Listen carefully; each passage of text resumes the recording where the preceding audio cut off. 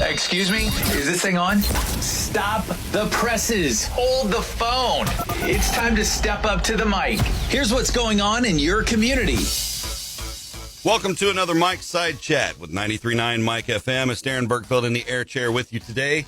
It's a beautiful day in the neighborhood. The weather's just right for us to have a conversation inside this studio. I wish we were doing this outside, but we're not because I don't have the budget.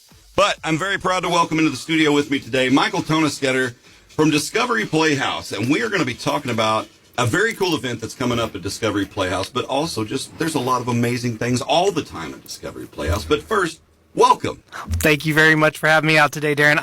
I'm excited to be here again. Thank you. Yeah, it's good to have you. My kids now are 14 and 11. We spent our tender years there at Discovery Playhouse, and we'll talk more about how you've got exhibits for kids all the way up through those ages, which is really cool. But, we have fond memories down there, little birthday parties way back in the day, and new adventures. And then you come down and, well, here's a new exhibit here. There's a new exhibit there. So you guys are always, on the move doing exciting stuff. And I think it's very cool. Yeah, that's right. We love being able to upgrade and change and bring in new stuff. And again, thanks for having me out today to talk about our first Fright Day event. Yeah. If you don't mind, I'm going to jump right into that. Dig in, man. Let's spook them a little. Look, so it's funny. We've always done, the really cute things like Easter and Christmas and things like that. And a couple of years ago, we're like, well, we'll do a Halloween thing. And Halloween's probably now our second largest event that we do. Oh, yeah. And so it's evolved this year. Last year we went and bought out all of Spirit Halloween's decor. They were kind enough to sell that to us. So now the inside of our building looks like a spooky factory. Oh, you guys are set up. Oh yeah, we're set up. We're ready for it. So this first Fright Day, the play on First Friday, will be on Friday night, October 7th. It'll be from 6 to 9 p.m. at our facility. Adults are free. That's been one of our biggest things. People are always, why do adults have to pay? And standard admission keeps our doors open. We're a nonprofit, so that helps us going. But for our big events like this, we don't want to charge for the adults. We want them to come in, bring their kids, have fun. So adults are free. Members are always free. And then it's just $5 per kid. That is a discounted admission rate compared to our standard $8. So we're going to have a lot of fun stuff. Spooky science. I might be out there as Mr. Mike. I haven't decided where I'm going to put myself yet. So. The Dr. Frankenstein of Cape Girardeau.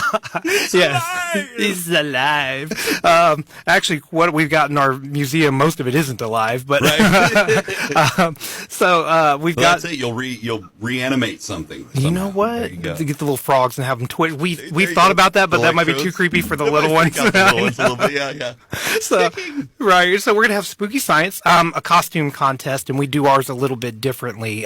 You take your photo and you'll tag us and send it to us in Messenger, because some people's privacy settings, we can't see. They'll show what tagged them, but we can't see. So we ask them to send us that, and then we'll make that announcement. Tons of candy. Like, you go to each game, each exhibit where there's a station, and you just get a giant handful. So bring bags or buckets. If you don't have them, we will provide some too, because we're not going to send you, trying to carry out you're going to need a diabetes counselor just to get it all out of the room. Right? Yes, absolutely. So we're super excited for it. Halloween we just decorated, like I said, spent probably the past 2 days. There's still a little bit left we have to get up, but it looks different. And at nighttime when we're closing down, now it's a little spooky in there. You know how you can freak yourself out? That's what what happens when we're up there. Now, for parents with the little kids that might be thinking, my kid won't even walk into Spirit Halloween because of the creepy scaries. I mean, you're not going to have, like, zombie bloody Skeletor standing around his door. Welcome, No. That's one thing is we really try to make sure that there's nothing like terrifying. We don't want any core memories formed at our facility. Anything negative.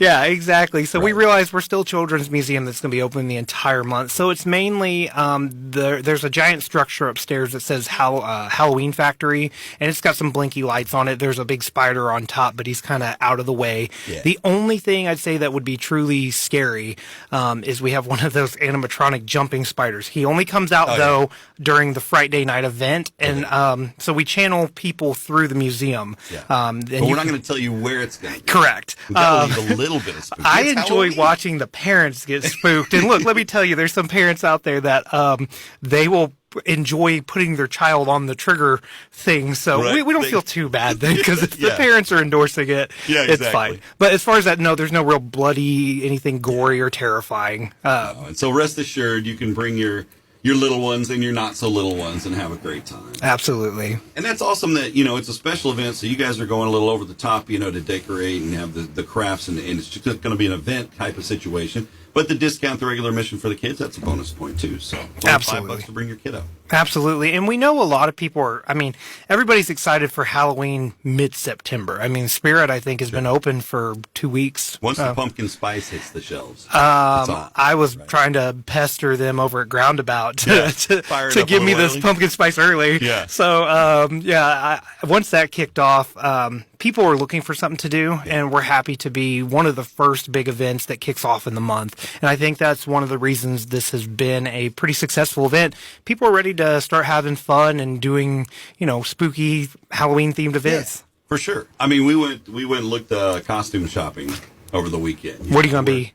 Well, I haven't decided. I'm big on the inflatable costumes. Oh, okay. Because it's like personal air conditioning, which I'm a big fan of. Fair. I found a Tyrannosaurus Rex, but not the typical costume. It's just the head. So I'm thinking about it may be a Tyrannosaurus Rex in a Hawaiian shirt playing a ukulele. I don't know. I haven't decided yet. But it's endless possibilities. I love that. I could be the Tyrannosaurus dentist and walk around with toothbrushes, hand them out to kids. Or something. That's hilarious. Does it look exactly like a T-Rex, or is it No, more it's more Velociraptor? cartoony. Oh, okay. This is more of a cartoony, like I can't reach my mouth with my beard. Oh, okay. Kinda Well, I was thinking if it looked kind of Velociraptor-ish, you could just hang a sign that says "Clever Girl" on you. There you go. Yeah, and just have the rest of the fam do Jurassic Park stuff. Yeah, so That's great. that's fantastic.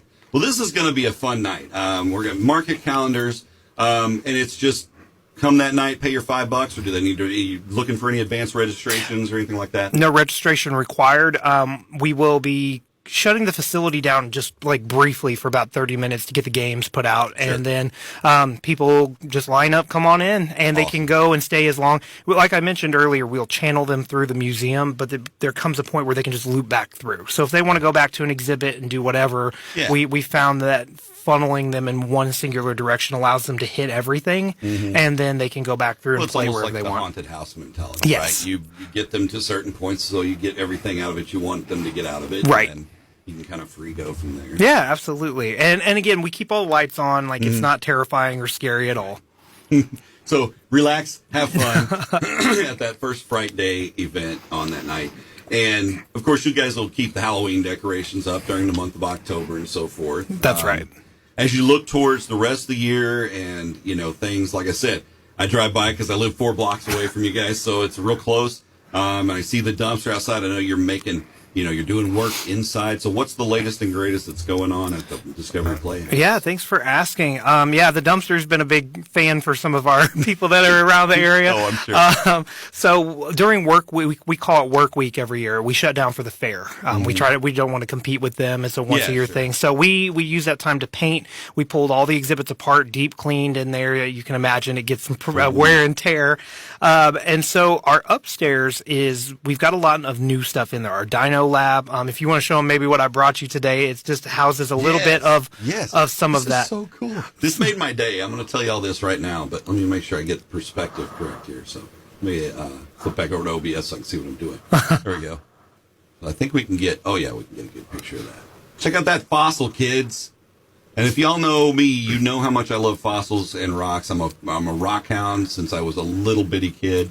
And how about that? See stuff cool like that at the Dino Lab. That's right. Well, and actually, we've got Triceratops skull fragments out there, and then the kids and adults do the paleontology work. They clean it, they do the prep work, and as far as we know, and I'll be the first one to stand up and say I was wrong, but as far as we know, we're the only museum in the country that allows hands-on paleontology experience. Yeah, for sure. Yeah, and it's a fascinating thing. You come out there and learn about it. We've got a bunch of different pieces of fossils. I traveled to Montana earlier this year to excavate more. I saw some social media on that, and I was utterly jealous. Yes. Well, look, the fossils came in. So what I found in Montana is now at our museum. That's awesome. We're going to crack it open. It kind of looks like a banana, the way that it's plastered and jacketed. So that's one of the big attractions we have out there. And then our critter zone is something that's new.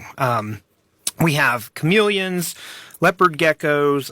We have a pixie frog. She's gonna get so big she'll eat like mice and like Holy cow. yeah. So and it's called a pixie frog. a pixie frog, Hello, but it's Irony. something How are you? right. And she's a big pixie, but she it's something based on her scientific name where they get pixie from. okay. But and we've got a Savannah monitor. He's going to end up being like the size of a small dog. We've got a snake, spiders, scorpions. Some of those guys will be out during our Friday night as well. But Right. we want to teach people, especially with like snakes and critters like that, not to fear them or to understand why we're afraid of some of those things. Yeah, absolutely. So we're providing some animals and exposure to them that you wouldn't see around here. So Right. that's one of our big things, and we are slated to expand our airport here within the next year. So always something new, trying to keep it fresh and exciting. Dude, that's awesome. And as a guy that, I grew up in the sticks, I learned pretty early, and we had 4-H, things like that we'd go to. So we'd learn a lot about snake identification and even identifying certain plants, poison ivy, things like that. But a lot of kids don't get that exposure. My kids, if I don't tell them, they're not getting that exposure because we live downtown, we exist in downtown. It's kind of where we're at, We go out to the farm, but we're not out there all the time. Right. And so, getting kids to know, hey, this is a black rat snake, and did you know it's actually really helpful because it keeps mice population down at farms, it does all these kind of things. And then they can go, ooh, ah, and, new leaf turned over, so the next time, they see it, and mom starts freaking out, they go, it's cool, Mom. I Right. know what that is, and I know where it should go. Right. You know? And same with spiders. One day I was looking at a spider and I was, freaking out. I was like, why am I afraid of something so small? And it's like, yeah, it's creepy looking. Yeah, it can crawl on you, can bite you, and just throwing some nerd facts out there. So I got a book one day on them, and so far all we've been able to discover is about 35,000 species of spiders. We think that is a fifth of what actually exists Right. on planet Earth, and of those 35,000, only 5 are harmful to humans. And I'm like, whoa, like, Yeah, So- it's more of a fear of the unknown than the actual Yes. insect itself. yeah, and so just to stomp on them or to destroy something like that is kind of sad. So in teaching people about that, watching kind of that mental shift, look, I'm still not at the point where I want them to crawl on me. Like, I would like to get to that point, Right. but like, we have a healthy respect now. Yeah, so if you can establish that mutual respect, the Yes. spider leaves you alone, you leave the spider alone. Right, The and world is a good I thing. always tell the kids too. I'm like, spiders manufacture their own home. Like from there, what do we make with boogers and snot? Right. Like we're not that cool comparison. Right. Like if I could build my own home, I wouldn't have to pay rent. That'd yeah. be great. Like, Oh, and they're fascinating, and I'm the kind of guy that will watch a high-speed video of a spider building a web, and it's mesmerizing mathematically and artistically what they do and how they're able to do that, and some of us don't know how to jumpstart a car. So there's a lot of things we can learn from those critters, for sure. absolutely. And that's one thing that we are refocusing with our mission is to build those learning laboratories at the museum. We have Right. that museum distinction. We have dinosaur fossils in there. I actually have a human skull on display in there. Like we have the ability to do and teach. And one of the things we've just recently acquired is a ton of STEM material. And if listeners don't know what STEM is, it's science, technology, engineering, and math. We are working towards, and this is like a soft announcement, but we are working towards creating an educator resource library out of our facility so local educators can come in, sign up to be a part of this program, and then throughout the school year, check out kits or things that they want to do because, as you know, our education system, is in dire need of some help. And if we can help support them and be a resource hub for these teachers who a lot of times are spending their own personal money Right. trying to enhance the learning experience, if we can help supplement that or provide that where they check this material out and then bring it back when they're done, that's our whole goal. We want to be a central hub for education and learning for our area families, Yeah. and we're super excited for that. Well, for sure. And I mean, you guys are about fun and you have a great time when you're down there. But yeah, you're establishing, like we talked about the Halloween, we don't want to establish those core memories of being scared to death. But you do want to establish those core, initiatives with the kids where, like the little pilot deal. Hey, who knows, maybe in 12 years, that kid will be, an aviation major at SEMO. Right. Because of something they experienced at Discovery Playhouse. Absolutely. Or going in to be a conservation agent because of something. So providing those resources for the STEM education, we know how important that is, especially in our technologically developed world. STEM education, those jobs are out there for anybody in those fields. And so, yeah, implementing that as early as possible and making that a part of what our curriculum is in the classroom, that's awesome. Right, and we just want to help and make it the best that we can. One thing, if I can give a little shout out to something we've been doing, people are still kind of learning about this. We have an access program at our museum. When I stepped in, we joined this program. It's called Museums for All. If you're on SNAP, so it's EBT or SNAP benefits, you show that card at the door, and that grants you free access. That's one thing that we really want to be able to provide that. We know our door admission can be a little steep sometimes, especially for families who are struggling. Right. And so we want to provide that. Look, our eventual goal is to get rid of the door cost. We're not there yet. Right. We're acquiring more grants as we grow and build. But right now we do have that access program. So if listeners are on SNAP or EBT, just show that card at the door and you get access for you and your family. And we've seen that program take off. And we've seen some first-time museum goers because they can't go up to St. Louis. They can't go to Memphis. And if we can provide those things right here at home, it's exactly what you said. Look, when I was a kid, I was a dinosaur kid. We've got our staff pictures up in there, and we all have our kid photos. And mine is, I got a dinosaur on my shirt that my mom handmade for like my 8th birthday. And then where the picture cuts off is right where my pants actually start. Right. So, but, it's funny how some stuff kind of comes full circle. I think you mentioned you've been a rock hound since you were little, and you still go and do, and it still is exciting. And now you have the access to. So if we in our facility can check that box or ignite that spark for somebody, even adults, re-inspire them to go out and do things that they loved or imagined or get that experience, it's what we're there for, and that's what we're about. Yeah, fostering that creative initiative in people is just amazing. And to see somebody take off with that, that's a good sense of accomplishment for you guys, too. Right. It is. And a lot of people think that, it must be a really cool job out there, which, yes, it absolutely is. Like, you get to go and play and build and then learn. And then there's, like, the massive, boring paperwork side. So, but other than that, it's a lot of fun. We really enjoy what we do. We've built a lot of strategic partnerships. The one with Green Bear through Simo Nasby is helping to educate kids and families about personal safety and abuse and what to do if something has happened. We're piloting that with hopes of taking that bigger and going farther with that. And same with our dinosaur program as well. We want to get that. We don't want to hoard it here.